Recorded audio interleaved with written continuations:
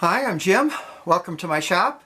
In previous videos I've talked about some of the fundamentals of lift and have made the assertion that Newton's laws describe lift pretty much in its entirety, and that some of the things you may have been taught by a flight instructor or your science teacher in middle school or elementary school about airfoils having curves on the top, and that curve somehow generates lift according to Bernoulli because either the distance or it's like a Venturi or whatever. For some reason the air accelerates across the top of the airfoil, and that in accordance with Bernoulli's equation, which is right there, in accordance with Bernoulli's equation, that generates lift. It generates a suction over the top. But what I want to do today is do a little bit of an experiment to kind of explore these ideas, okay? If this concept that the curvature of the top of the airfoil, either because of the distance or because it's working like a Venturi or anything like that, causes lift just due to the shape and not due to air being deflected downward like I've previously asserted, then if we put this quadcopter in our box and I put a scale underneath it and we put a camera on the scale as well as viewing here, as I power up this quadcopter, the weight on the scale should change, right? As that thing powers up, it should get lighter and lighter, and if I zero the scale with the box on it, by the time it lifts off, the weight on this should be significantly less. You know, if the flow over the top counts for 60% of the lift, then, and that's just due to the shape and Bernoulli and all that magic, then when this thing lifts off, we should see like it only about 40% of the weight, less than half, right? If Newton's laws are correct, strictly correct, and sufficient to explain lift, then as it lifts off, well, it's generating lift because it's forcing air to accelerate downwards, right? And as that air is accelerated downwards, it takes a force, Newton's second law. That force causes a reaction against the airfoils here, Newton's third law, and that's our force of lift. But as it's accelerated downward, it's going to keep moving down, Newton's first law. And as the air moves down, it'll come down and it'll hit the bottom of this box, okay? And that will decelerate the vertical component, and that requires a force, Newton's second law. That's going to result in a force on the bottom of this box, Newton's third law. And what I expect to happen here is, well, the first thing I expect is I'm going to lose control of this thing because I'm not a very experienced quadcopter pilot, and it's not much room to maneuver. But what I expect the scale to do is that as we power up, you're not going to see much change, and when we lift off, you shouldn't see much of any change at all, because Newton's laws pretty much apply universally. But rather than just me drawing pictures on a whiteboard and waving my arms, let's do the experiment and see, was your flight instructor correct? Is there some magic Bernoulli thing happening here that creates this low pressure suction that creates lift that doesn't involve accelerating air downwards? So if the weight on the scale drops, your flight instructor won, okay? If the weight stays the same, then the idea that lift is completely and adequately explained through the deflection of airflow and the net downward acceleration of airflow, the mass of the air being accelerated downwards times the acceleration of that air going downwards, is equal to the weight of this device. If that's true, the weight won't change. So we'll see, does Newton hold, or is some of those things you've been told about curves and Venturis true? Let's get to it. So I've got the scale zeroed out with the quadcopter off of it. When I set it down, it weighs 129, 130. It's not the most stable setup on the planet here. Let's see what happens when I add power.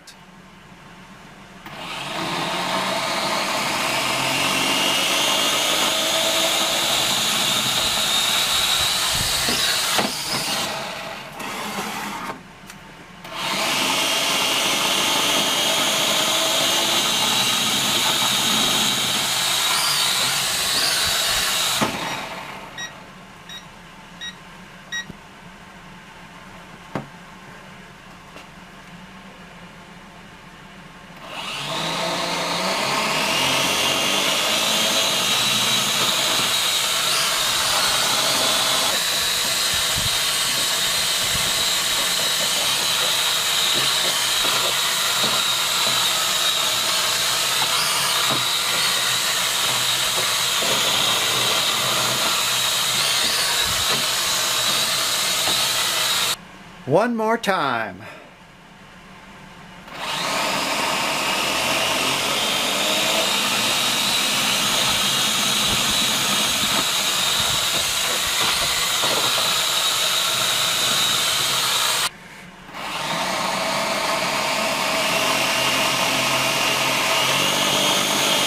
But even there you can see it's just floating and the weight actually, went up just a touch. Come on, don't go over there. And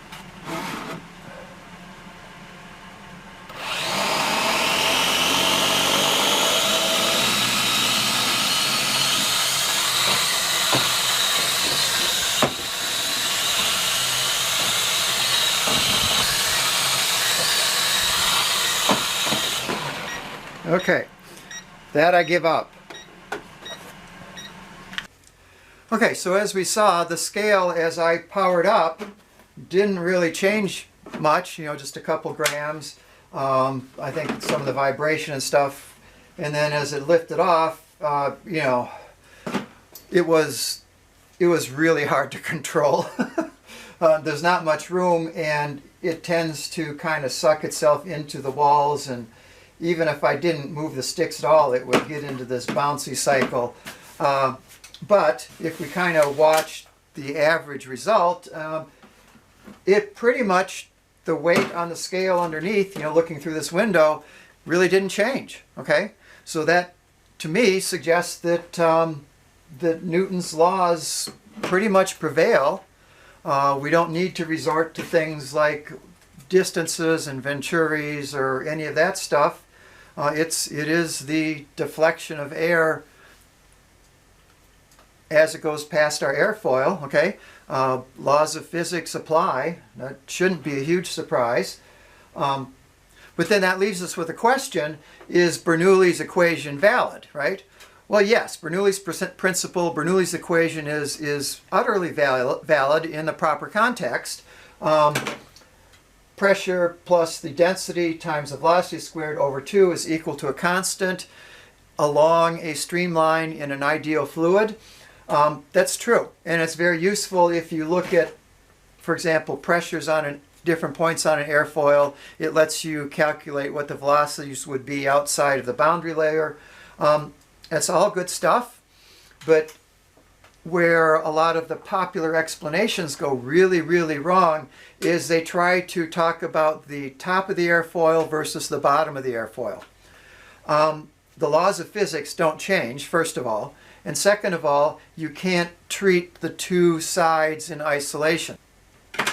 And for a perfect example, let's look at this clip from an FAA training video from, I believe it was the 60s. I'll put the year up on the screen. And they're showing a couple of airfoils mounted in back-to-back like they're forming a venturi. And we look at this, and then they go on to explain, well, it works like a venturi, and you have the low pressure, and this is helpful for understanding lift and, nonsense. But let's take a close look at the flow around those wings in the venturi location, and look at some of the things the FAA doesn't discuss. The first thing you notice is the flow at the front of each airfoil. As it approaches the airfoil, it turns towards the flat side of the airfoil, okay, and then flows around the outside.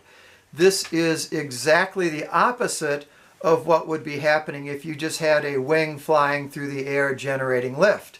There is actually an upwash in this direction, like I'm drawing, that is caused by the fact that you have low pressure on top of the wing, high pressure underneath the wing, and the air flows towards that lower pressure, okay? And that's exactly the opposite of what the FAA is showing you. Another thing they're not showing you is the pressures on the outsides of these venturis, okay?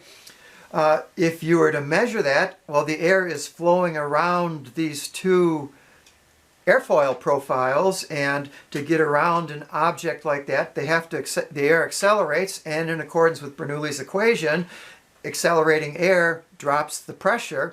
And if you were to measure the pressure on the flat sides of these little airfoil things, you would find that it's lower on both sides, okay? And any explanation that tries to take one surface in isolation is wrong, because as you change conditions at or near one surface, you change the flow on both surfaces, upper and lower. If we were to increase the curvature and the thickness of this airfoil, put more curve on the top, would we lower the pressure more on the top? Yes, indeed we would. But we'd also lower the pressure underneath, because it's going to affect the entire airflow. The air has to go around top and bottom. It accelerates, and changes in the thickness profile change the flow on both sides. So as a result, we have to conclude that this stuff about Venturis and curves and Bernoullis creating low pressure areas on the top, and that's a fundamental concept that is associated with lift, is nonsense, because it's not. Increasing the Venturi effect by putting more curve on the bottom just increases the lift on the top, decreases it on the bottom, and it's a wash. It's not a fundamental property of an airfoil. It's not a fundamental explanation of lift. So I hope you at least found that entertaining, or it perhaps gave you something to think about. Comments are welcome, and if you think I got something completely wrong, just feel free to say so. If you want to tell me I'm a lousy quadcopter pilot, well, go right ahead. I already know that, so feel free to comment either way. And thanks for watching, and again, I hope you found it in some way useful, entertaining, or at least thought-provoking. So I'll catch you on the flip side. Thanks for watching.